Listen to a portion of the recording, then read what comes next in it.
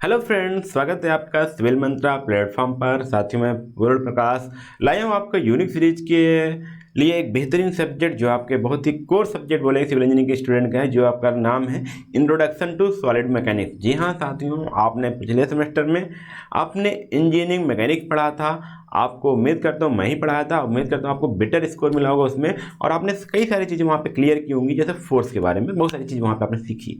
इस सेमेस्टर में आपको पढ़ना है इंट्रोडक्शन टू सॉलिड मैकेनिक्स। तो मैं यहाँ पे आपको एक छोटे से लेवल से न्यू लेवल तक लेके जाऊँगा।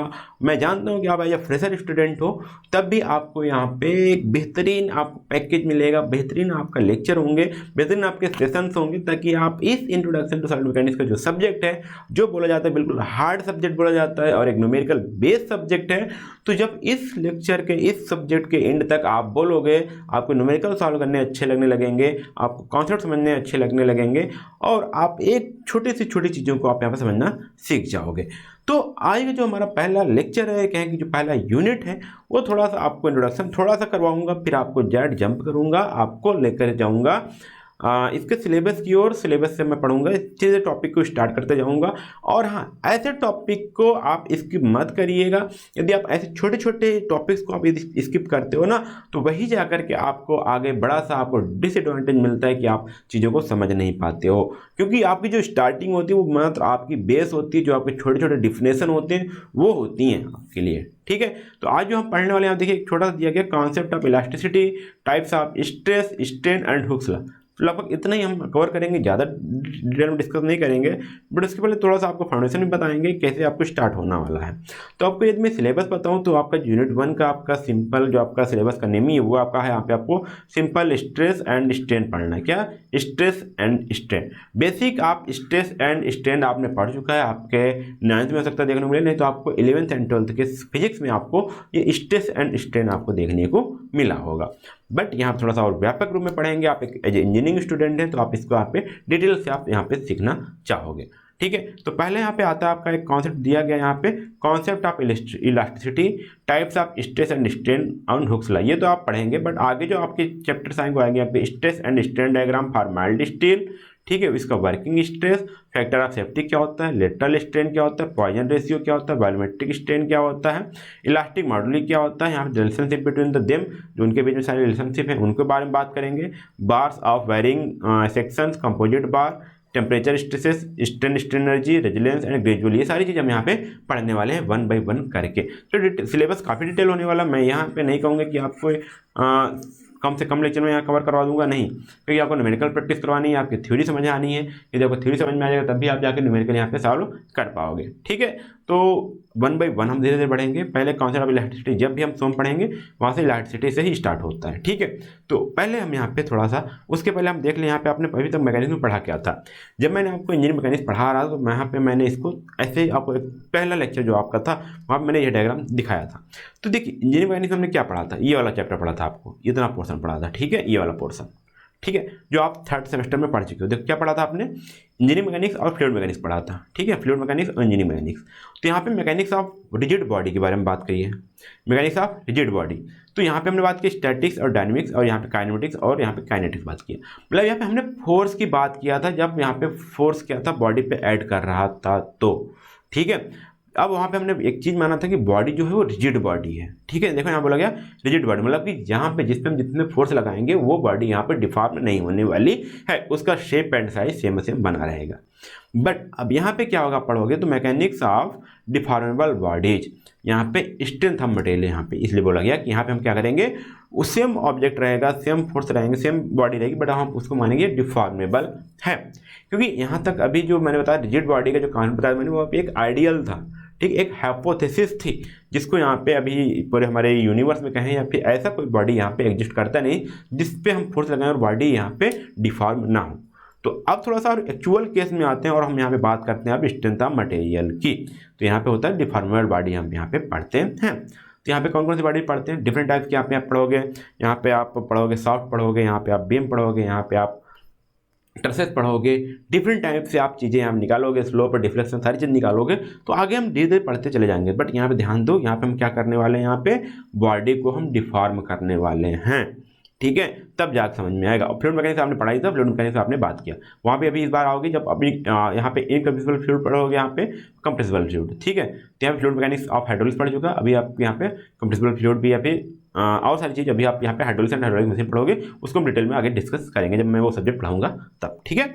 और आप लेक्चर उसके यहाँ पे आपके ऐप पर अवेलेबल है, आप इसको पढ़ना भी स्टार्ट कर दीजिए, ठीक। चलते हैं, अब बात करते हैं, हम स्टार्ट करते हैं डिफॉर्मेबल बॉडी। डिफॉर्मेबल बॉडी वो है जहाँ पे हम यदि हम फोर्स लगाते हैं, ठीक है, जहाँ पे यदि हम फोर्स लगाएं तो क्या हो जाए, वो डिफॉर्म हो जाए, ठीक है, मतलब उसका शेप एंड साइज चेंज हो जाए। तो आप इस फिगर को देख पाएगा सर, बिल्कुल कितना आसान सा फिगर है। आप ये सारी चीज़ देख रहे हो ना, कहीं पे आप हाईवे जाते हुए देखा है, हाईवे पे बिल्कुल गए होंगे, हाईवे का काम चल रहा होगा, यहाँ पे कहीं ब्रिज हो गया, कहीं पास होगी, जहाँ पे आपको फ्लाईओवर देखने को मिलेगा, तो वहाँ पे देखोगे इतने बड़े बड़े गर्डर यूज होते हैं, इतने बड़े स्टील स्ट्रक्चर यूज होते हैं, प्री मेड बना के आते हैं, उस पर रख दिया जाता है, कैसे वो लोड को ले पाता है भाई साहब।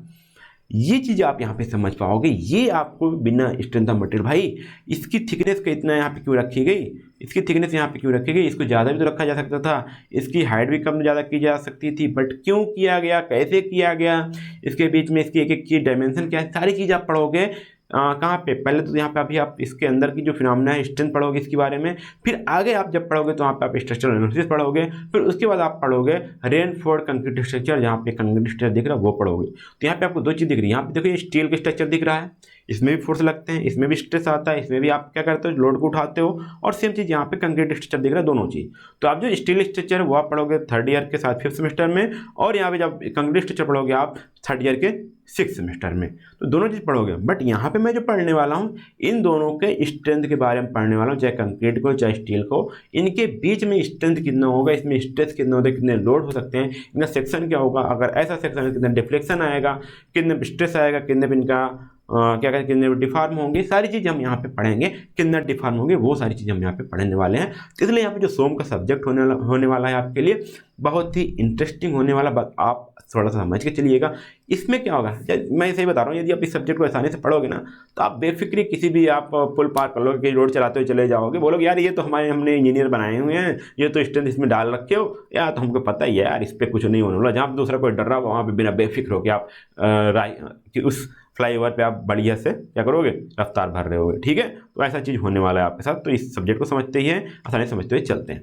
तो इस टॉपिक को आगे बढ़ाने से पहले साथियों मैं आपको थोड़ा सा रोकना चाहूँगा और आपको बताना चाहूँगा जो खास ऑफर चल रहा है हमारे यूनिक सीरीज प्लेटफॉर्म पर, वो मैं आपको बताना चाहूँगा साथियों। अभी आप यदि बंडल डील में जाकर के आप इनरोल करते हो तो वहाँ पे आपको 30% का ऑफ मिल जाएगा साथियों। कितने का, 30% अराउंड। जो अभी आपको इसमें भी आपको 5 सब्जेक्ट मिलेंगे, कितने, 5 कोर्सेज, मतलब 5 सब्जेक्ट मिलेंगे जो आपके 4th सेमेस्टर में, चाहे आप सिविल के हो चाहे मैकेनिकल के हो, जो आपके 4th सेमेस्टर में 5 सब्जेक्ट हैं वो आपको मिल जाएंगे साथियों, ठीक है। Elective subject plus core subject, core subject आपके 3 हैं, 2 आपके इलेक्टिव सब्जेक्ट हैं, पूरे आपके 5 सब्जेक्ट मिल जाएंगे। वो जाकर आप तुरंत इनरोल कर लीजिएगा साथियों। जो भी आपकी करंट प्राइस साथियों वो आपकी है 499, बट जैसे आप यहाँ पे ये कूपन कोड अप्लाई करते हो जो आपका एग्जाम 30 के नाम से है, वो तुरंत प्राइस घट के आपको हो जाएगा 1000 अराउंड 60 के रुपीज़ हो जाएगा, यहाँ पर 30% ऑफ हो जाएगा साथियों। तो ये काफ़ी प्राइस कम है साथियों, यहाँ पे आपके टैक्स इंक्लूडेड हैं, आपको कोई एक्स्ट्रा चार्ज नहीं देना। 1060 में आप जाकर इनरोल कर लीजिएगा साथियों, और आप अपने एग्जाम को भी बेहतर बना सकते हो, क्योंकि यहाँ पे साथियों आपको मिलेंगे क्या क्या मिलेंगे, आपको ऑफलाइन वीडियो डाउनलोड करने का फायदा मिल जाएगा, आपको PDF पढ़ने का मौका मिल जाएगा। आप जानते हैं साथियों, आपने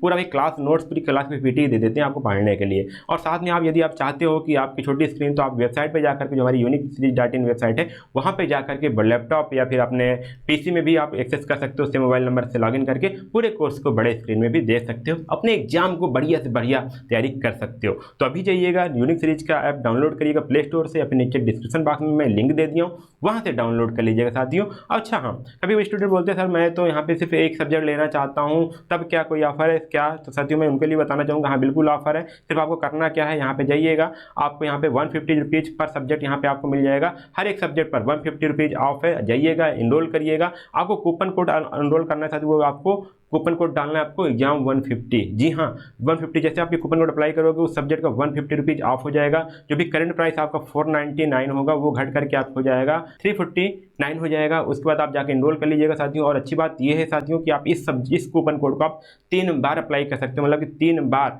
आप जाकर के इसका फ़ायदा उठा सकते हो। मतलब ये टोटल बोले तो आपको यहाँ पर 450 रुपीज़ का ऑफ हो सकता है। यदि आप चाहते हो कि आप इंडिविजुअल सब्जेक्ट लेना तो आप इस कूपन कोड का अप्लाई कर सकते हो। यदि आप चाहते हो कि मुझे सभी पैक लेना है, कॉम्बो पैक लेना है, तो तो आप इसका यूज कर सकते हो बंडल ऑफर का, जहाँ पे आपको 30% ऑफ मिलेगा। और सबसे इतना बेहतरीन लेक्चर पढ़ाया गया है, जैसे आपका इंजीनियरिंग में अगर बात करें, यहाँ पे मैन्युफैक्चरिंग प्रोसेस की बात करें, इंट्रोडक्शन टू सॉलिड मैकेनिक्स की बात करें, या फिर engineering mechanics and standard material की बात करें, सभी सब्जेक्ट बिल्कुल डिटेल में पढ़ाया गया साथियों। आपका कोई भी क्वेश्चन छूटने नहीं पाएगा। यदि आपको विश्वास ना हो साथियों तो आप अपने सीनियर से पूछ लीजिएगा, जो भी इस प्लेटफॉर्म से पढ़े हैं वो जानते हैं साथियों कि यहाँ से पढ़ाए हुए कितने क्वेश्चन वो स्टूडेंट अटेम्प्ट कर आपके सीनियर अटेम्प्ट कर पाते हैं और कितना बढ़िया से एग्जाम दे के आते हैं। तो आप उनसे भी राय ले लीजिएगा। बाकी आप अभी जाइए तुरंत सिविल मंत्रा का ऐप डाउनलोड कर लीजिए और वहाँ पे जा करके अपने कोर्सेज को इनरोल कर लीजिए जितना जल्द हो पाए। ठीक है, तो अब बस आज इतना ही था साथियों। अब चलते हैं अपने टॉपिक को कंटिन्यू करते हैं और पढ़ते हैं आगे। तो पहला चीज जो टॉपिक स्टार्ट हो तो पहला आता है कॉन्सेप्ट ऑफ इलास्टिसिटी। इलास्टिक मतलब क्या होता है? लचीला। क्या होता है? लचीला। एक मिनट, क्या होगा आपका? लचीला। आप हिंदी में जानते हो क्या बात आती है? लचीलापन। ठीक, तो लचीलापन का कॉन्सेप्ट क्या होता है? आप एक रबड़ को तानते हो, ठीक है, उसको क्या होते हो? स्ट्रेस मतलब उसको फोर्स को पुल करते हो, तो एक मोटी ट्यूब होगी या फिर मोटी प्लास्टिक होगी, मोटी रबड़, चाहे जो भी करो, या फिर आप जानते हो आप एक टीप आती है जिसको हम लैंग्वेज सिंपल लैंग्वेज बोलते हैं, एक टीप बोलते हैं।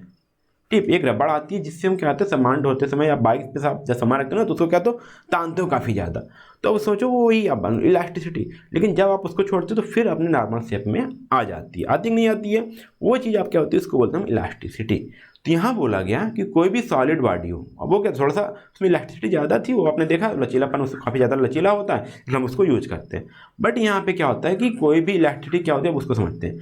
इलास्टिसिटी वो होती है, वो प्रॉपर्टी होती है किसी सॉलिड ऑब्जेक्ट की, मटेरियल की, जिससे यदि हम उस पर कोई फोर्स लगाएं, एक्सटर्नल फोर्स, ध्यान दो, टिप जब खींचते हो तो आप क्या करते हो उस पर एक फोर्स लगाते हो उसको टेंसर में, फिर उसको बांध देते हो, फिर जब छोड़ते हो फिर अपने ओरिजिनल शेप में आ जाती है। तो इलास्टिसिटी वही आपकी प्रॉपर्टी, वही टेंडेंसी है किसी सॉलिड ऑब्जेक्ट की या फिर मटेरियल की, जिससे वो फोर्स लगाने के बाद यदि फोर्स जिस पे लगा वो उसको हटा दिया जाए तो अपने फिर एक्चुअल शेप में वो आ जाए। वो क्या कहलाती है? आपकी इलास्टिसिटी कहलाती है, टेंडेंसी कहलाती है। तो ध्यान दीजिएगा क्या चीज़ हो रहा है। मान लीजिए हम इस पर फोर्स लगा रहे हैं, ठीक है, इसको क्या करें? तनेगा, ठीक है, मैं फोर्स लगाऊँ क्या लगेगा? ये तनेगा, ठीक है। तो अब क्या होगा? थोड़ा थोड़ा कोई ना कोई डिफार्म होगा, ठीक है। तो वो क्या हुआ? जो डिफार्म हो रहा है वही चीज़ हमारा डिफार्म हो रहा है, उसको बोलते हैं मतलब उसका शेप और साइज बिगड़ रहा है, ठीक है। बट उसमें क्या होगा? इसमें छोटे छोटे, अब देखो टिप वाला ही एग्जाम्पल लेके हम चलते हैं। तो अब जब टिप हमने बात किया, जो रबर हमने बात किया, उसमें क्या छोटे छोटे मॉलिक्यूल्स होते हैं, ठीक, उनके बीच में तो कोहेजन प्रॉपर्टी होती है, आप हमेशा जानते हो, कोहेजन और एडिशन। तो जो मटेरियल के कोहेजन होते हैं वो एक दूसरे से एक बॉन्ड के द्वारा, जो कोहेजन बॉन्ड होता है उनके द्वारा, जो उसके मॉलिक्यूल्स कोहेजन बॉन्ड होते हैं उसके द्वारा जुड़े होते हैं। तो जब हम बॉन्ड फोर्स लगाते हैं तो डिफॉर्म हो जाते हैं, बट वो जो मॉलिक्यूल्स होते हैं ना, जो कोहेजन बॉन्ड होता है वो उस डिफॉर्मेशन को रोकते हैं, रजिस्ट करते हैं। और जैसे ही हम क्या करते हैं, जो क्या करते हैं, रजिस्ट करते हैं, तो जो रेजिस्टेंस है ना, जिसके द्वारा मटेरियल जो बाहरी फोर्स लग रहा है उसको रजिस्ट कर रहा है, ठीक है, डिफॉर्मेशन रजिस्ट कर रहा है, उसको रोक रहा है, उसको अपोज कर रहा है, उस वो कहलाते हैं स्ट्रेंथ ऑफ मटेरियल। मतलब क्या हुआ? अब देखिए सेम चीज़ वही मैं बता रहा हूँ कि क्या करें, ये पेन है आपके पास, मैं इसको खींचा, ठीक है, खींचा, इसके मॉलिक्यूल इतने एक दूसरे से इतने इंटरलिंक्ड हैं, इतने कोहेजन बॉन्ड इतना स्ट्रांग है कि खींच ही नहीं रहा है। रबर के टेप में तो मान लो खींच गया, उसके थोड़ा सा मान लीजिए मॉलिक्यूल्स थोड़े से कम कोहेजिव थे, बट इस तो खींच गया, खींचना ही नहीं दे रहा, ठीक है। क्यों? क्योंकि इसके डिफरेंट मॉलिक्यूल्स हैं, इसमें डिफरेंट क्या हैं, वो एक दूसरे को अट्रैक्ट किए हुए, एक दूसरे से मिलाए हुए हैं, दोनों को रजिस्ट कर रहा है, वो खींच नहीं दे रहा। तो जो रेजिस्टेंस है ना, जो मॉलिक्यूल्स पे डाल रहा है, जो मटेरियल, इस मटेरियल का जो अपोज रेजिस्टेंस है, उसके बीच के जो मॉलिक्यूल्स हैं जो इसको रजिस्ट नहीं होने दे रहे हैं, वो उसका कह रहा है डिफॉर्मेशन, जिसको रजिस्ट नहीं कर रहा उसको हम बोलेंगे यार स्ट्रेंथ ऑफ मटेरियल। तो यहाँ पे आप समझो, तो दो चीज़ आता है, एक चीज़ समझे ना, और एक चीज़ आप ये समझे स्ट्रेंथ ऑफ मटेरियल क्या होता है। फिर बताइए इलास्टिसिटी। इलास्टिसिटी क्या है? हम किसी भी ऑब्जेक्ट से, किसी भी मटेरियल से यदि हम उस पर जो फोर्स लग रहा है उसको हम हटा लें, हटाने के बाद यदि उसका अपने एक्चुअल शेप में फिर से आ जाना, वो जो टेंडेंसी होती है उसको कहते हैं इलास्टिसिटी। तो अब यहाँ पे मैं आपको एक फिगर दिखाता हूँ, थोड़ा सा और डिटेल में समझने की कोशिश करता हूँ डिटेल से, और इसके डेप्थ में मैं जाता हूँ। तो अब यहाँ पे एक फिगर देखो, एक सिंपल सभी जो आप लिखा वो मत पढ़ो, ठीक है, हेडिंग मत पढ़ो, कुछ ना पढ़ो। अब यहाँ पे क्या हुआ, यहाँ पे आपको बॉडी देखी, एक्चुअल में पहले जो स्टार्टिंग में था ये बॉडी कुछ ऐसे रही होगी, मतलब ये पैरेलल लाइन गई होगी, ठीक है, पैरेलल मतलब ये स्ट्रेट गई होगी, ठीक है, ये कैसी होगी, स्ट्रेट गई थी। अब जब हमने इसमें खींचा तो देख क्या क्या फिनोमेना हो रही है वहाँ से आप समझोगे। ठीक है, यहाँ पे आप इलास्टिसिटी को और आसानी समझ जाओगे। Due to elasticity, due to deformation क्या होगा, हमने यहाँ पे बाहर से फोर्स प्रेस किया, बाहर से हमने फोर्स लगाया कितना, पी फोर्स। तो अब इसके कारण क्या हुआ आप देखोगे, आप समझोगे। तो इसके अंदर जिसके मॉलिक्यूल्स हैं, ये इधर हो रहा है, इसके मॉलिक्यूल्स जो हैं इसको, जो डिफरेंट मॉलिक्यूल्स हैं इसको अपनी ओर रजिस्ट करें, उसको अंदर लाने की कोशिश करें, इसको बोल रहे हैं कि हम आप अपोज कर रहे हैं उसको डिफरेंट डायरेक्शन में। या फिर ये देखिए, ये हमने कहाँ लगा, बॉडी के बाहर लगाया, लेकिन बॉडी के अंदर आपको डिफरेंट डायरेक्शन में, देखिए ये इधर इस साइड जा रहा है, ये इधर आपका राइट जा रहा है, तो इधर आपको लेफ्ट डायरेक्शन में आप देखो, तो यहाँ जो मॉलिक्यूल है उसको अपने आप को रजिस्ट करने के लिए, अपने आप एक्चुअल शेप को बनाए रखने के लिए अपने अंदर एक कोहेजन फोर्स लगाएंगे। ठीक है, ताकि वो अपने फोर्स में आ जाए। तो जरूरी नहीं कि यही लगा रहा है, ये यहाँ भी लगा सकता है, ये यहाँ भी लगा सकता है, सेम चीज़ ऐसे भी हो सकती है। तो इसके कारण देखिए, ये जो इंटरनल फोर्स लग रहा है, जो इंटरनल अपने आपस में जो फोर्स लग रहा है, इसको हम बोलते हैं स्ट्रेस। जो आपके इंटरनल लग रहा है, इंटरनल की बात करें, जो इंटरनल रेजिस्टेंस आ रहा है उसको हम बोल रहे हैं स्ट्रेस, जो हमारे एक्सटर्नल फोर्स को रेजिस्ट कर रही है। तो यहाँ पढ़ते हैं, आप थोड़ा समझते हैं। देखो अब इसके कारण देखो स्ट्रेस हो गया, मैं बात किया, बट देखो इसमें देखो ये तो हुआ, बट साथ में देखिए आपने इसका जो ये साइज था वो कम हो गया और हो सकता है ये साइज बढ़ गया हो।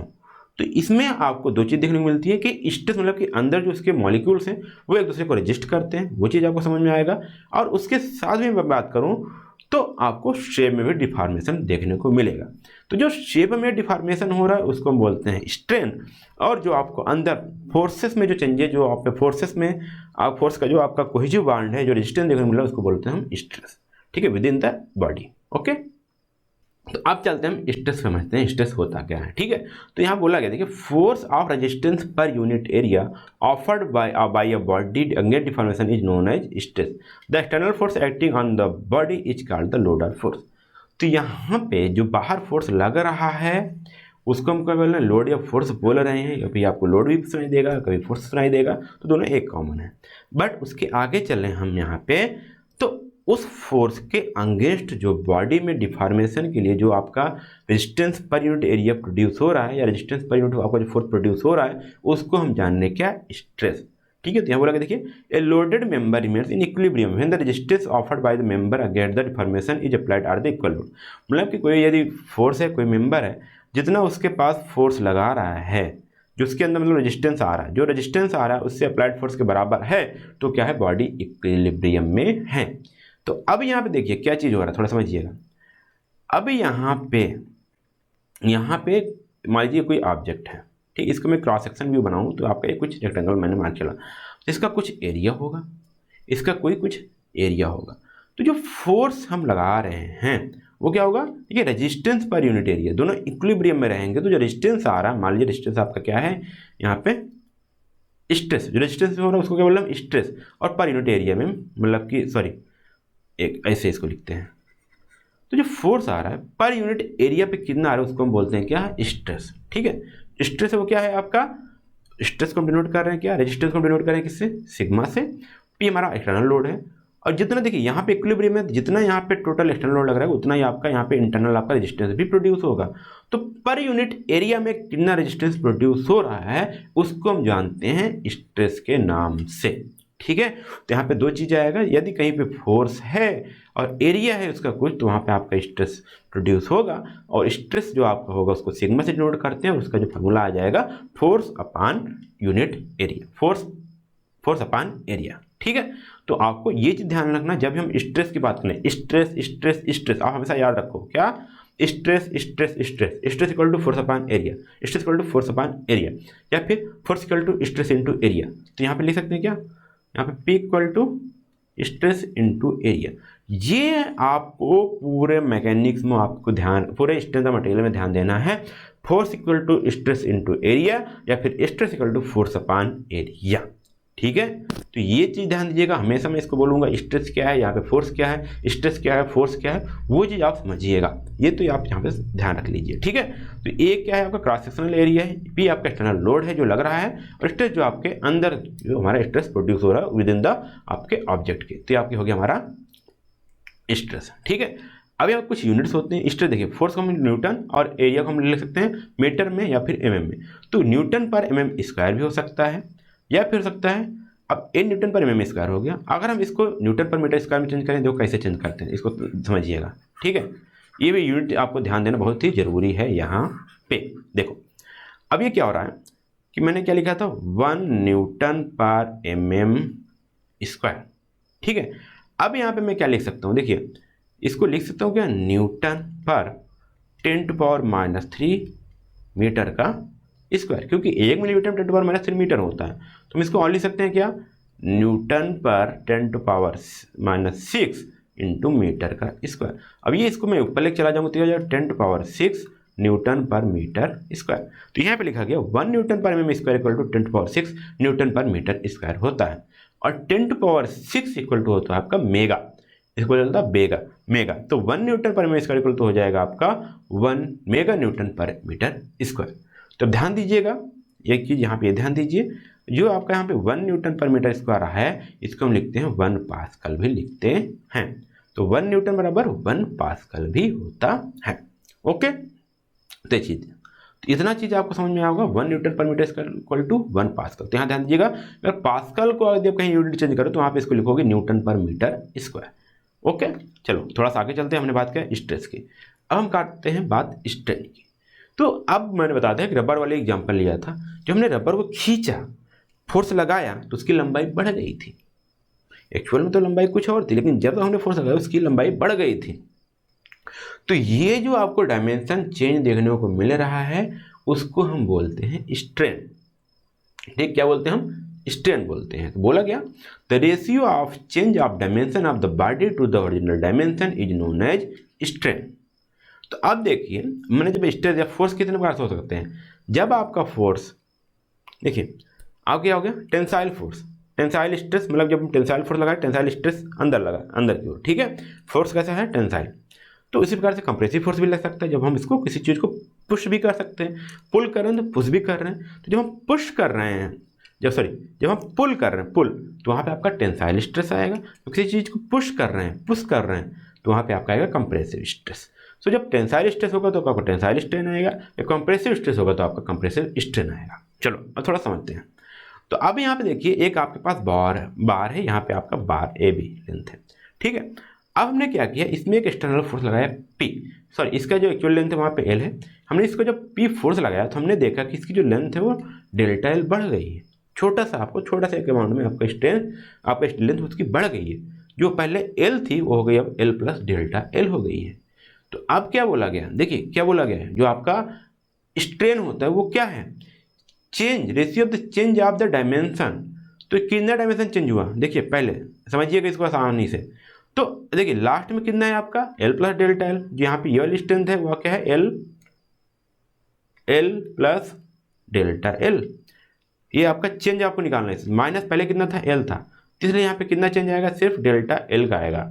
तो डेल्टा L जो आपका चेंज इन डायमेंशन है, डेल्टा L आया, ठीक है, to the original dimension. Original dimension कितना था आपका, यहाँ पे था आपका कैपिटल L। तो ये आपका क्या हो गया, स्ट्रेन हो गया। तो कहीं कहीं आपको फॉर्मूला सिर्फ ऐसे देखने को मिलेगा, बट आपको समझाया नहीं गया।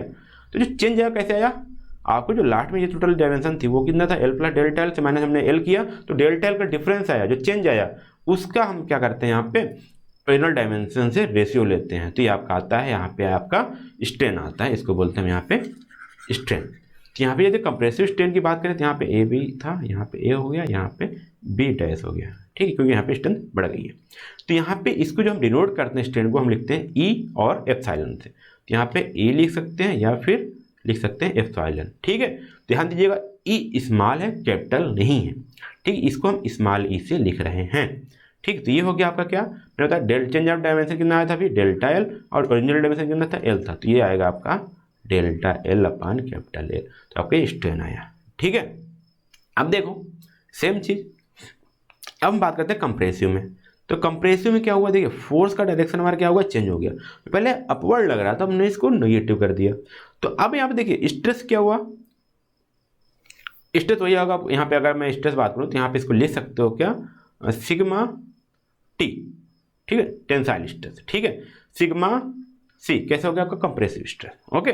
सिग्मा टी आपका क्या हो गया यहाँ पे P अपान ए, यहाँ पे क्या हो जाएगा, ये भी होगा आपका पी सी, यहाँ पे क्या कंप्रेसिव फोर्स, यहाँ लिख सकते हो PT, ठीक है, कंप्रेसिव फोर्स अपान एरिया, ठीक ठीक। तो इसका क्रॉस सेक्शन एरिया होगा, उसको मैं अभी डिफाइन नहीं कर रहा हूँ।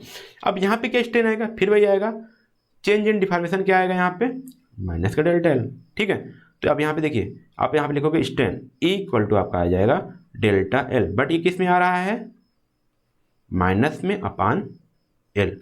तो अब यहाँ पे माइनस आना मतलब क्या है कि हमारा जो लेंथ है वो डिक्रीज हो रहा है। तो लेंथ डिक्रीज हो रहा है मतलब कि हमारा जो फोर्स लग रहा है वो कैसे लग रहा है, नेगेटिव लग रहा है। नेगेटिव मतलब कि अपोजिट लग रहा है। तो अब वहाँ पे टेंसाइल फोर्स ना लग करके आपके पास कंप्रेसिव फोर्स या कंप्रेसिव स्ट्रेस में आपका वहाँ पे मिल रहा है। तो यहाँ पे आप देखो कंप्रेसिव स्ट्रेस हो गया, कंप्रेसिव स्ट्रेस हो गया। हालांकि यहाँ पे इसको जो टेंसाइल स्ट्रेस है उसको पॉजिटिव लिखते हैं, जो कंप्रेसर जो आपका कंप्रेसिव फोर्स लग रहा है तो यहाँ पे इसको माइनस भी लिखते हैं। तो समझ लीजिएगा, जो कंप्रेसिव स्ट्रेस से फोर्स की बात करें तो कंप्रेसिव में आपका क्या होगा, फोर्स भी निगेटिव रहता है और यहाँ पे आपका स्ट्रेन भी इसलिए माइनस में आता है। तो माइनस चीज़ ये दिखाता है कि हमारा जो डायरेक्शन दिखाता है, फोर्स का डायरेक्शन क्या है, टेंसाइल है, कंप्रेसिव है, ठीक है। सेम चीज़ जब स्ट्रेन हमारा माइनस आता है तो बताता है कि हमारा जो लेंथ है वो इंक्रीज हो रहा है या फिर डिक्रीज हो रहा है, वो चीज़ हमारा लेंथ में यहाँ पे पता चलता है। तो ये चीज़ मैंने बताया आपको, स्ट्रेन क्या है, ई या फिर एप्सिलॉन को डिनोट करते हैं। ये चीज़ आना ही आना है, ठीक।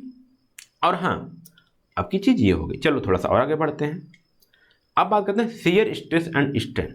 हमेशा बात तो ऐसे ही तो नहीं रहेगी, कभी कभी हो सकता है, ठीक है। एक मिनट में कुछ चीज़ें ले लूँ तब आपको बताता हूँ, एक मिनट। चलो, मेरे पास दो बॉक्स हैं, इसको मैंने एक दूसरे से ऊपर रख दिया। एक माचिस का एक मेरा बॉक्स है दवा का, एक आपको माचिस है, ठीक है। इसको रखा, अब ये दोनों मैंने क्या छेद करके रख दिया, हमने किसी से रिवेट लगा दिया।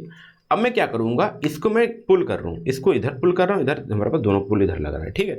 अब क्या होगा, ये ऐसे सरकने की कोशिश करेंगे ना, अब ये सरफेस के अलॉन्ग सरकने की कोशिश करें तो इस टाइप के जो हमारे पास फोर्स लगेगा, जो इसमें जो स्ट्रेस है उसको बोलते हैं शियर स्ट्रेस, और इसमें जो स्ट्रेन आएगा उसको बोलते हैं शियर स्ट्रेन। उसको भी हम यहाँ समझते हैं, तो थोड़ा सा यहाँ बोला जाता है, थोड़ा सा पढ़ते हैं फिर उसके बाद आगे बढ़ते हैं। The stress induced in a body when subjected to equal and opposite forces which are acting tangential across the resting section. अब देखिए, जो इसके देखिए टेंजेंट में ये हमारा जो रेस्ट हो रहा है, इसके टेंजेंट में दोनों के लॉन्गिट्यूडनल नहीं लग रहा। पहले हमारा क्या था, लॉन्गिट्यूडनल एक्सिस पे लग रहा था, बट यहाँ पे दोनों के जो एक्सिस है वो डिफरेंट हैं, तो वहाँ पे हमारे टेंजेंशियल फोर्स लग रहे हैं, टेंजेंशियल फोर्सेस एक्ट कर रहे हैं लेकिन एक दूसरे के अपोजिट हैं।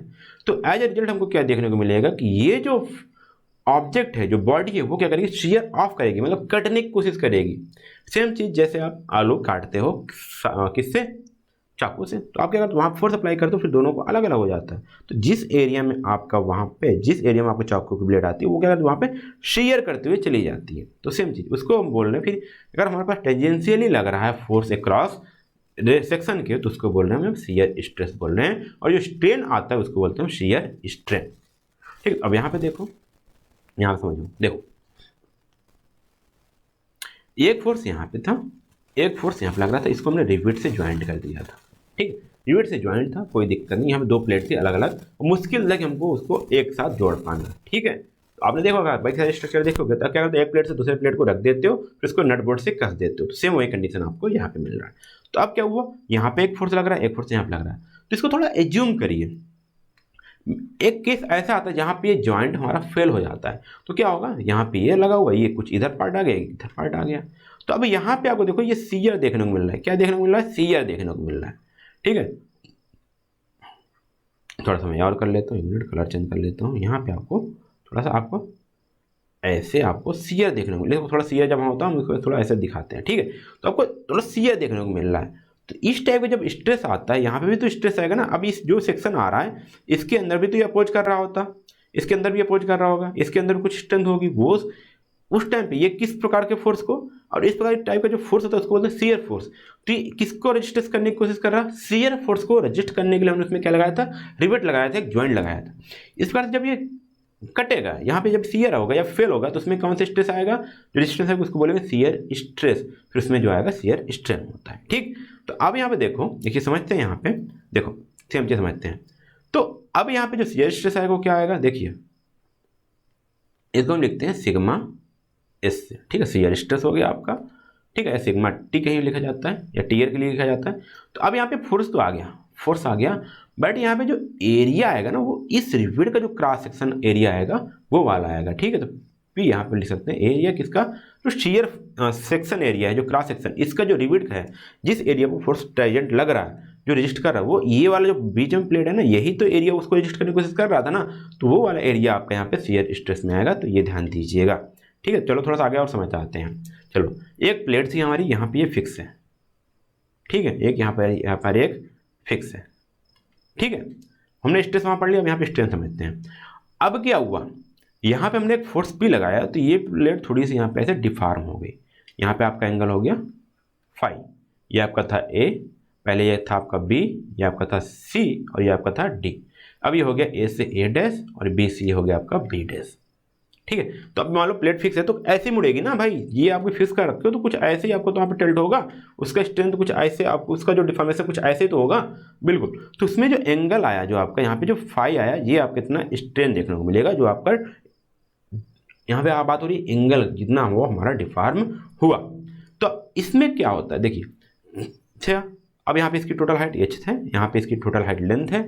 अब यहाँ पे देखिए शियर स्ट्रेन कैसे दिया जाएगा, इसका ट्रांसवर्स डिस्प्लेसमेंट कितना हुआ, ए से ए डैट, इसको लिखेंगे कैसे, फाई से लिखेंगे, और इसका ट्रांसवर्स कितना हुआ ए डैश, तो यहाँ पे इसका हो जाएगा ए डैश अपान डिस्टेंस, कितना डिस्टेंस था जो डिस्टेंस हुआ, तो यहाँ पे एज डिस्टेंस पे इतना हुआ, तो यहाँ पे हो जाएगा एच, ठीक है। अच्छा ऐसा क्यों है, एल डिस्टेंस क्यों नहीं लिया, अब देखो यहाँ पे ये जो आपका स्ट्रेन देखने को मिला ना, इस रिस्पेक्ट मिल रहा है। अब देखिए यहाँ पे अगर हमको यहाँ पे देखना होता तो इसी के रिस्पेक्ट में देखेंगे ना, यहाँ पे इसकी लेंथ बराबर है, इसकी लेंथ तो यहाँ भी बराबर है, बट इसमें जो डिफरेंस देखने को मिला, इस वाले जो ट्रांसवर्स डिस्प्लेसमेंट जो हमारा ये वाला हाइट था, इस वाले डिस्टेंस के हिसाब से देखने को मिला। तो यहाँ पे फाई जो हमारा आता है वो आता है transverse displacement upon distance, shear strain इस प्रकार से दिया जाता है। तो आपने शियर स्ट्रेस देखा, स्ट्रेस शियर स्ट्रेस में आपको ध्यान देने वाली ये बात थी, जो आपको एरिया लेना है वो आपका क्रॉस सेक्शन एरिया लेना है, ठीक, मतलब क्रॉस सेक्शन एरिया नहीं, जो आपका टेजेंशियल है, जो टेजेंट में है जितना एरिया ये कर रहा है, जैसे कि यहाँ पे ये जो जॉइंट लगा था, आपको ये वाला एरिया लेना है, ना कि आप ये वाला एरिया लेते, ये वाला एरिया आपको नहीं लेना है, आपको इसका जो रिवेट का जो क्रॉस सेक्शन एरिया वो वाला लेना है, जिसके द्वारा वो दोनों से जुड़े हुए हैं। मान लो ये बोल्ट लगा होता दोनों को, यहाँ पे बोल्ट से कस दिए होते, जो बोल्ट का नट बोल्ट नहीं होता, जो आपका लंबा वाला पोर्शन होता है, उसका जो क्रॉस सेक्शन है वो वाला यहाँ पे लेते। तो शियर स्ट्रेन में ये ध्यान दीजिएगा, ठीक है। बोला गया shear stress is tangential to the area over which it acts, मतलब जो एरिया पे जो शियर स्ट्रेस है, जो एरिया है उसके टेंजेंशियल होता है, टेंजेंशियल मतलब कि ये टेंजेंट ऐसे होता है, नॉर्मल ये पोर्शन होता है, अगर नॉर्मल बोला जाता तो ये वाला होता, क्रॉस सेक्शन एरिया के नॉर्मल बोला जाता तो ये वाला होता, बट टेंजेंशियल बोला जाता तो इसके पैरेलल जो हो रहा है वहाँ पे बोला जाता है, ठीक। तो यहाँ पे थोड़ा सा लेक्चर लंबा जाएगा साथ, तो इसको समझिएगा क्योंकि मैं डिटेल में समझाने की कोशिश कर रहा हूँ, ठीक है। तो अब थोड़ा सा और आगे चलते हैं। तो शियर स्ट्रेस पढ़ लिया आपने, शियर स्ट्रेन भी पढ़ लिया। चलो यहाँ देखो डबल लेयर दिखाया जा रहा है, तो यहाँ देखो यहाँ पे सेम चीज़, यहाँ पे 2 लेयर है, 2 लेयर के बीच में एक यहाँ पे प्लेट लगी हुई है, एक प्लेट लगी हुई है जिसको यहाँ पे रिवेट के द्वारा ज्वाइंट किया गया है।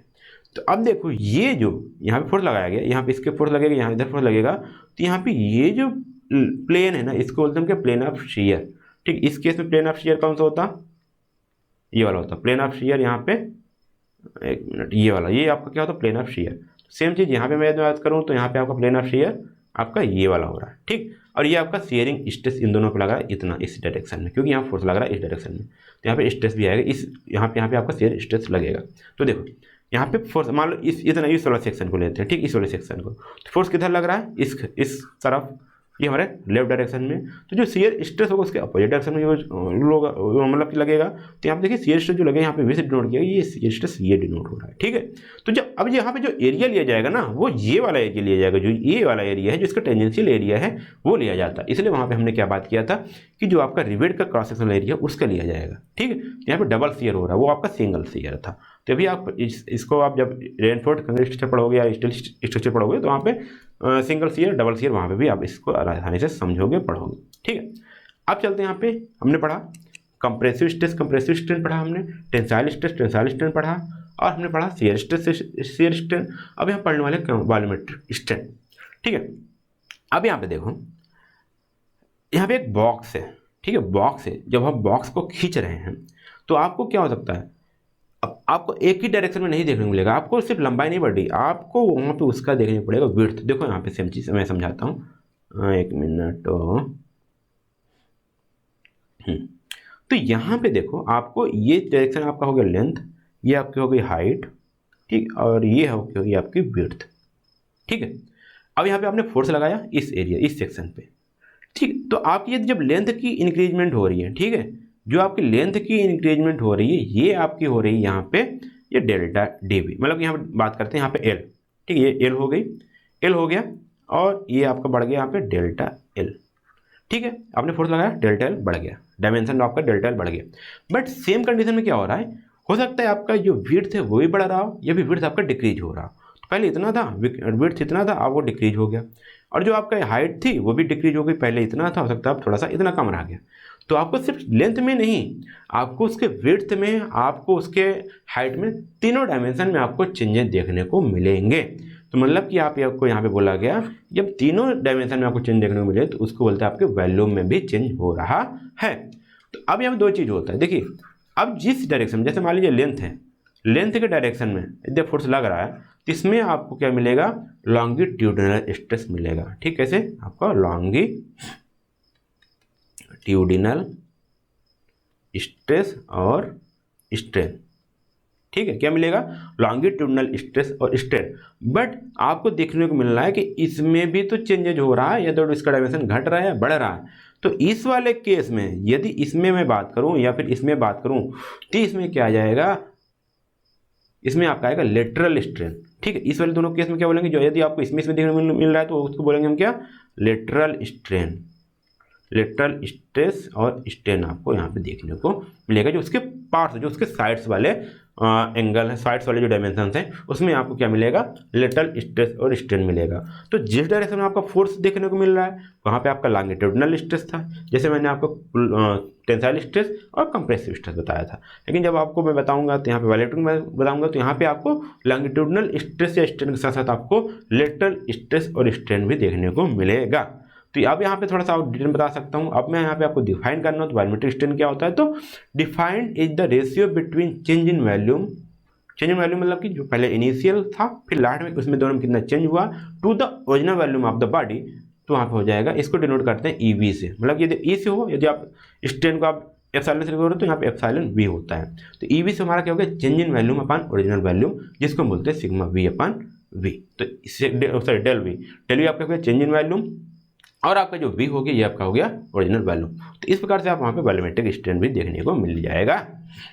ठीक, तो इस टॉपिक को आगे बढ़ाने से पहले साथियों मैं आपको थोड़ा सा रोकना चाहूँगा और आपको बताना चाहूँगा जो खास ऑफर चल रहा है हमारे यूनिक सीरीज प्लेटफॉर्म पर, वो मैं आपको बताना चाहूँगा साथियों। अभी आप यदि बंडल डील में जाकर के आप इनरोल करते हो तो वहाँ पे आपको 30% का ऑफ मिल जाएगा साथियों। कितने का, 30% अराउंड। जो अभी आपको इसमें भी आपको 5 सब्जेक्ट मिलेंगे, कितने, 5 कोर्सेज, मतलब 5 सब्जेक्ट मिलेंगे जो आपके 4थ सेमेस्टर में, चाहे आप सिविल के हो चाहे मैकेनिकल के हो, जो आपके 4th सेमेस्टर में 5 सब्जेक्ट हैं वो आपको मिल जाएंगे साथियों। ठीक है, elective subject plus core subject. Core subject आपके 3 हैं, 2 आपके इलेक्टिव सब्जेक्ट हैं, पूरे आपके 5 सब्जेक्ट मिल जाएंगे। वो जाकर आप तुरंत इनरोल कर लीजिएगा साथियों। जो भी आपकी करंट प्राइस साथियों वो आपकी है 499, बट जैसे आप यहाँ पे ये कूपन कोड अप्लाई करते हो जो आपका एग्जाम 30 के नाम से है, वो तुरंत प्राइस घट के आप हो जाएगा 1000 अराउंड 60 के रुपीज़ हो जाएगा, यहाँ पर 30% ऑफ हो जाएगा साथियों। तो ये काफ़ी प्राइस कम है साथियों। यहाँ पे आपके टैक्स इंक्लूडेड हैं, आपको कोई एक्स्ट्रा चार्ज नहीं देना। 1060 में आप जाकर इनरोल कर लीजिएगा साथियों, और आप अपने एग्जाम को भी बेहतर बना सकते हो, क्योंकि यहाँ पे साथियों आपको मिलेंगे क्या क्या मिलेंगे, आपको ऑफलाइन वीडियो डाउनलोड करने का फायदा मिल जाएगा, आपको PDF पढ़ने का मौका मिल जाएगा। आप जानते हैं साथियों आपने पूरा भी क्लास नोट्स पूरी क्लास में PT दे देते हैं आपको पढ़ने के लिए। और साथ में आप यदि आप चाहते हो कि आपकी छोटी स्क्रीन, तो आप वेबसाइट पर जाकर के, जो हमारी unicseriez.in वेबसाइट है, वहाँ पर जाकर के लैपटॉप या फिर अपने PC में भी आप एक्सेस कर सकते हो, उससे मोबाइल नंबर से लॉगिन करके पूरे कोर्स को बड़े स्क्रीन में भी देख सकते हो, अपने एग्जाम को बढ़िया से बढ़िया तैयारी कर सकते हो। तो अभी जाइएगा यूनिक सीरीज का ऐप डाउनलोड करिएगा प्ले स्टोर से, अपने नीचे डिस्क्रिप्शन बॉक्स में मैं लिंक दे दिया हूँ, वहाँ से डाउनलोड कर लीजिएगा साथियों। अच्छा हाँ, कभी वो स्टूडेंट बोलते हैं सर मैं तो यहाँ पे सिर्फ एक सब्जेक्ट लेना चाहता हूँ, तब क्या कोई ऑफर है क्या? तो साथियों मैं उनके लिए बताना चाहूँगा, हाँ बिल्कुल ऑफर है। सिर्फ आपको करना क्या है, यहाँ पे जाइएगा, आपको यहाँ पे 150 रुपीज़ पर सब्जेक्ट यहाँ पे आपको मिल जाएगा। हर एक सब्जेक्ट पर 150 रुपीज़ ऑफ है, जाइएगा इनरोल करिएगा। आपको कूपन कोड इनरोल करना है साथियों, वो आपको कूपन कोड डालना है आपको एग्जाम 150। जी हाँ 150, जैसे आप ये कूपन कोड अप्लाई करोगे उस सब्जेक्ट का 150 रुपीज़ ऑफ हो जाएगा। जो भी करंट प्राइस आपका 499 होगा वो घट करके आपको हो जाएगा 349 हो जाएगा। उसके बाद आप जाके इनरोल कर लीजिएगा साथियों। और अच्छी बात ये है साथियों कि आप इस कूपन कोड को आप 3 बार अप्लाई कर सकते हो, मतलब कि 3 बार आप जाकर के इसका फ़ायदा उठा सकते हो। मतलब ये टोटल बोले तो आपको यहाँ पर 450 रुपीज़ का ऑफ हो सकता है। यदि आप चाहते हो कि आप इंडिविजुअल सब्जेक्ट लेना तो आप इस कूपन कोड का अप्लाई कर सकते हो। यदि आप चाहते हो कि मुझे सभी पैक लेना है, कॉम्बो पैक लेना है, तो तो आप इसका यूज कर सकते हो बंडल ऑफर का, जहाँ पे आपको 30% ऑफ मिलेगा। और सबसे इतना बेहतरीन लेक्चर पढ़ाया गया है, जैसे आपका इंजीनियरिंग में अगर बात करें, यहाँ पे मैन्युफैक्चरिंग प्रोसेस की बात करें, इंट्रोडक्शन टू सॉलिड मैकेनिक्स की बात करें, या फिर engineering mechanics and standard material की बात करें, सभी सब्जेक्ट बिल्कुल डिटेल में पढ़ाया गया है साथियों। आपका कोई भी क्वेश्चन छूटने नहीं पाएगा। यदि आपको विश्वास ना हो साथियों तो आप अपने सीनियर से पूछ लीजिएगा, जो भी इस प्लेटफॉर्म से पढ़े हैं वो जानते हैं साथियों कि यहाँ से पढ़ाए हुए कितने क्वेश्चन वो स्टूडेंट अटेम्प्ट कर आपके सीनियर अटेम्प्ट कर पाते हैं और कितना बढ़िया से एग्जाम दे के आते हैं। तो आप उनसे भी राय ले लीजिएगा। बाकी आप अभी जाइए तुरंत सिविल मंत्रा का ऐप डाउनलोड कर लीजिए और वहाँ पे जा करके अपने कोर्सेज को इनरोल कर लीजिए जितना जल्द हो पाए। ठीक है, तो अब बस आज इतना ही था साथियों। अब चलते हैं अपने टॉपिक को कंटिन्यू करते हैं और पढ़ते हैं आगे। आपने देखा यहाँ पे हमने दो चीज़ देख रहा था। एक चीज आपने देख रहा था कि फोर्स बॉडी के अंदर उसको फोर्स में क्या क्या रिएक्शन हो रहा है, जिसको हमने स्ट्रेस बोला, और उसके जो शेप में क्या चेंज हो रहा है उसको हमने बोला स्ट्रेन। जैसे उसकी लेंथ बढ़ गई उसको हमने बोला और उसकी बॉडी में जो चेंज हो रहा है उसको हमने स्ट्रेन बोला। स्ट्रेन मतलब उसके शेप में क्या चेंज हो रहा है, उसके डायमेंशन में क्या चेंज हो रहा है उसको हम स्ट्रेन बोल रहे थे। और उसकी जो फोर्स का जो टेंडेंसी थी, जो उसके अंदर जो मटेरियल था उसके स्ट्रेंथ में, उसके मॉलिक्यूल्स में क्या टेंडेंसी आ रही, क्या उसके बिहेवियर है, उसको बोल रहे थे स्ट्रेस। तो अब यहाँ पे उन दोनों को एक साथ मिलाया जाए तो यहाँ पे एक हुक्स लॉ आता है। हुक्स लॉ क्या आता है, देखिए यहाँ बोला गया, यह रॉबर्ट हुक एक नाम के साइंटिस्ट थे जिन्होंने 60-70 में आपने हुक्स लॉ दिया। उन्होंने बोला कि जब किसी मटेरियल को हम लोड देते हैं तो इलास्टिक लिमिट के अंदर तक यदि हम उसको लोड देते हैं, क्योंकि हर बॉडी की, हर ऑब्जेक्ट की एक बियरिंग कैपेसिटी होती है जिसको बोलते हैं सहन क्षमता। आपको भी सहन शक्ति होगी, उससे ज़्यादा आपको कोई वर्ड बोल दे, कोई ज़्यादा सुना दे तो आप भी उसके अंदर क्या हो सकते हो, हाइपर हो जाते हो, उसको एक दो थप्पड़ जड़ देते हो। तो वैसे हर मटेरियल की भी होती है, उसकी एक क्षमता होती है किसी भी लोड को सहन करने की। तो यदि किसी उसके इलास्टिक लिमिट के अंदर उस मटेरियल पर लोड दिया जाए तो उन्होंने बताया जो स्ट्रेस होता है वो स्ट्रेन के डायरेक्टली प्रोपोर्शनल होता है। तो stress directly proportional to strain उन्होंने प्रूव किया। तो अब यहाँ पे क्या हुआ, अब स्ट्रेस प्रोपोर्शनल टू स्ट्रेस आपका क्या है, सिग्मा है, और प्रोपोर्शनल किसके, स्ट्रेन के ए। ठीक है, अब यहाँ पे कांस्टेंट आया। कांस्टेंट क्या आया, सिग्मा हमने हटाया तो यहाँ पे आया के, यहाँ पे कांस्टेंट है आया आपका कैपिटल ई। ठीक है, क्या आया, कैपिटल ई, और ये आपका है स्मॉल ई। तो इसको हम लिखना चाहें तो ये जो ई है ना, इसको उन्होंने बोला मॉडुलस ऑफ इलास्टिसिटी, कि ई क्या है आपका कांस्टेंट है और इसको बोला उन्होंने मॉडुलस ऑफ इलास्टिसिटी। तो ई इक्वल टू हम लिख सकते हैं क्या, स्ट्रेस अपॉन स्ट्रेन। तो जैसे हम लिखना चाहें कैपिटल ई इक्वल टू, तो यहाँ सिग्मा है, सिग्मा अपॉन ई, तो यहाँ हो जाएगा स्ट्रेस अपॉन स्ट्रेस। तो इसको बोल रहे हैं हम क्या, मॉडुलस ऑफ इलास्टिसिटी। तो इसी को हम यंग मॉडुलस भी बोलते हैं। लेकिन कैसे केस में, जब यह फोर्स हमारा टेंसाइल स्ट्रेस हो, वहाँ पे यदि टेंसाइल स्ट्रेस आ रहा हो, उसके अंदर हमारे पास स्ट्रेन आ रहा हो, या कंप्रेसिव स्ट्रेस स्ट्रेन आ रहा हो, तो यही जो मॉडुलस ऑफ इलास्टिसिटी है उसको बोलते हैं हम यंग मॉडुलस। मतलब कि हमारे पास लॉन्गिट्यूडनल स्ट्रेस से स्ट्रेन हो तो हम बोलेंगे उसको यंग मॉडुलस। तो सेम चीज बोला गया, it is the ratio between the tensile stress and tensile stress, या फिर compressive stress and compressive strain. अभी सेम चीज़ देखो, इसको भी नोट करें कैसे, ई से। तो मतलब कि कभी कभी आपको यंग मॉडुलस और हुक्स लॉ दोनों को ऐसे लिखा दिया जाता है कि हुक्स लॉ या फिर यंग मॉडुलस को जो आपका प्रिंसिपल है उसको आप एक्सप्लेन करो। तो सेम चीज़ वो दोनों सेम ही, इसलिए आपको यहाँ पे थोड़ा सा भी आपको डिफरेंस देखने को नहीं मिलेगा। देखो यहाँ बोला गया it is the same as modulus of elasticity. Same चीज़ इन्होंने सिर्फ फार्मूला बताया था, यहाँ पे इन्होंने उसको बताया कि यदि टेंसाइल स्ट्रेस और स्ट्रेन, टेंसाइल स्ट्रेस और टेंसाइल स्ट्रेन का रेशियो हो, या फिर कंप्रेसिव स्ट्रेस कंप्रेसिव स्ट्रेन का रेशियो हो, तो वहाँ पे हम बोलेंगे क्या, उसको यंग मॉडुलस बोलेंगे। तो ई इक्वल टू क्या होगा, सिग्मा अपॉन ई। तो यहाँ पे आपको समझ में आ गया होगा कि यंग मॉडुलस और हुक्स लॉ डिफरेंट नहीं है, दोनों एक ही जैसे हैं, बट थोड़ा सा एक्सप्लेन करने में तरीका अलग है। बट आप कभी आपको हुक्स लॉ को भी यंग मॉडुलस लिख सकते हो और यंग मॉडुलस को भी हुक्स लॉ लिख सकते हो। बट इन्होंने स्पेसिफिक बताया यंग मॉडुलस जब बताया उन्होंने टेंसाइल और कंप्रेसिव स्ट्रेस स्ट्रेन के लिए बताया था, जबकि जब हुक्स लॉ ने ये चीज़ दिया था उन्होंने ये नहीं बताया कि ये टेंसाइल के लिए है, टेंसाइल स्ट्रेस के लिए, कंप्रेसिव स्ट्रेस के लिए, फिर शियर स्ट्रेस के लिए। किस केस में उन्होंने ये नहीं बताया था। ठीक, उन्होंने एक नॉर्मल उन्होंने एक स्टेटमेंट दिया था और यहाँ पे यंग मॉडुलस ने उसको बताया टेंसाइल और कंप्रेसिव स्ट्रेस स्ट्रेन में बताया था। ठीक है, आगे थोड़ा चलते हैं। तो आपका अगला आता है modulus of rigidity.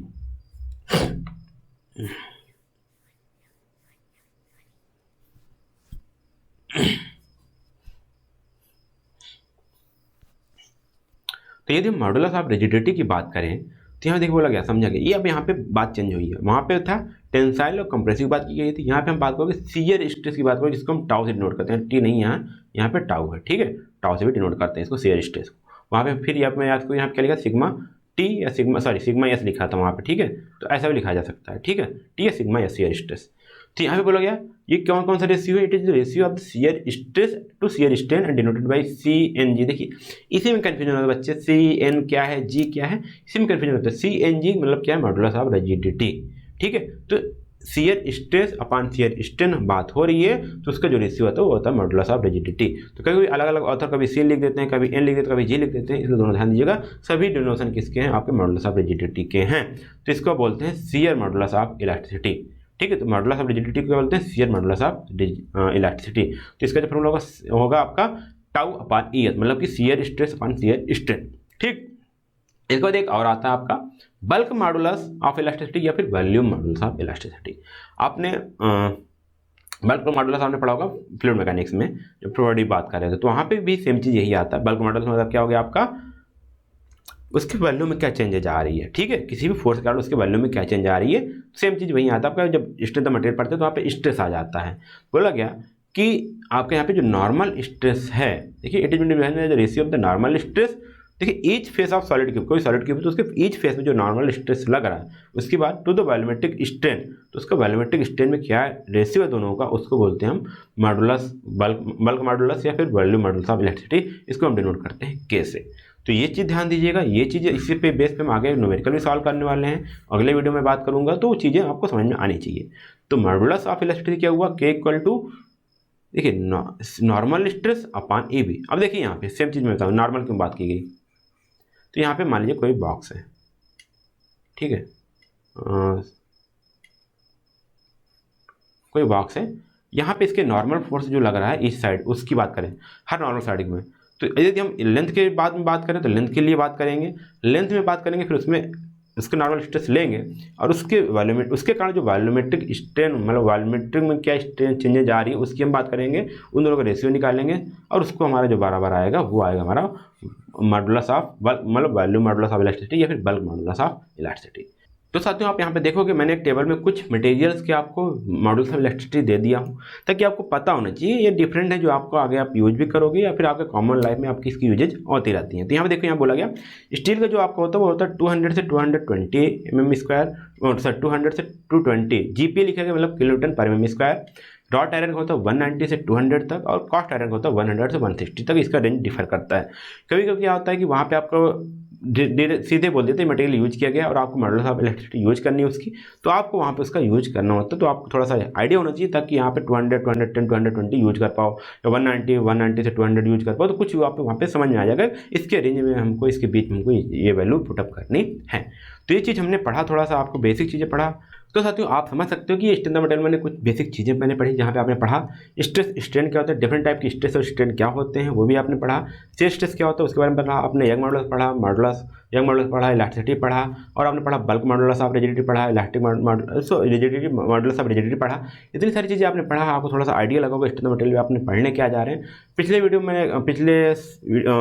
Next video में मैंने थोड़ा सा और आपको डिटेल में थोड़ा सा आगे डिस्कस करूँगा, इसके थोड़ा सा और आगे लेक्चर में पढ़ता हूँगा, और वहाँ पे मैं बात करूँगा कुछ न्यूमेरिकल पार्ट के लिए, ताकि बेसिक से आप न्यूमेरिकल समझते जाओ, ताकि आपको जब लॉन्ग टाइप के क्वेश्चन आए, लॉन्ग टाइप के आपको न्यूमेरिकल सॉल्व करना हो तो आपको यहाँ पे प्रॉब्लम ना हो साथियों। ठीक है, तो यदि आप इस चैनल, यदि आप इस प्लेटफॉर्म पे नए हों तो अपने इस कोर्स को लाइक कर दीजिएगा, अपने दोस्तों को भी इसको शेयर कर दीजिए, ताकि वहाँ पे उनको पता चल जाए कि यहाँ पे आपका सिलेबस स्टार्ट हो चुका है और आप इसको डिटेल में पढ़ सकते हैं।